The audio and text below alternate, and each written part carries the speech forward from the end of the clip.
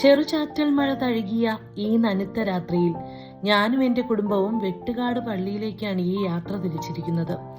പെരുന്നാളിന്റെ ആവേശം നിറഞ്ഞ പള്ളിയിലേക്കുള്ള വഴിയിൽ യേശുദേവനെ ഒരു നിമിഷം നേരിൽ കാണണമെന്നും ഹൃദയത്തിൽ കെട്ടിക്കിടക്കുന്ന ചെറിയ ചെറിയ പരിഭവങ്ങൾ തുറന്നു പറഞ്ഞ് പ്രാർത്ഥിക്കണമെന്നുമായിരുന്നു എൻ്റെ മനസ്സിലെ ആഗ്രഹം.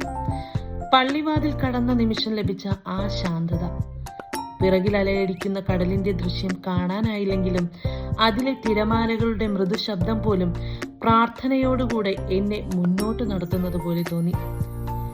കടൽ ഭിത്തിയുടെ പണി നടക്കുന്നത് കൊണ്ടാകാം കടൽക്കരയിലേക്ക് ആരെയും കടത്തിവിടുന്നില്ല. ആ പരിഭവത്തിൽ പള്ളിയിലേക്ക് കാലുകുത്തുമ്പോൾ പള്ളിക്കകത്തെ മൃദുവായ വെളിച്ചത്തിൽ കുരിശിലേറ്റപ്പെട്ട യേശുദേവന്റെ പ്രതിമയെ കണ്ട നിമിഷം എന്റെ ഹൃദയത്തിന്റെ ആഴങ്ങളിലേക്ക് ഒരു വിങ്ങൽ ഉയർന്നു.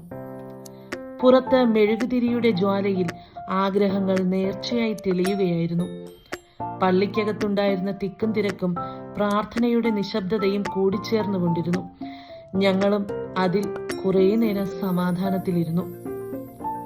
പ്രാർത്ഥന പൂർത്തിയാക്കി ഞങ്ങൾ സ്റ്റാളുകളിലേക്ക് നടക്കുമ്പോൾ ഐസ്ക്രീമിന്റെയും വാങ്ങിയ ചെറിയ ചെറിയ സാധനങ്ങളുടെയും സന്തോഷങ്ങൾ പോലും ഞങ്ങളുടെ ഈ യാത്രയെ വേറിട്ടൊരു മൂഡിലേക്കാക്കി. വീട്ടിലേക്കുള്ള വഴിയിൽ ചെറുചാറ്റൽ മഴ പോലും അപ്പോഴും ഞങ്ങളെ പിന്തുടർന്നുകൊണ്ടിരുന്നു.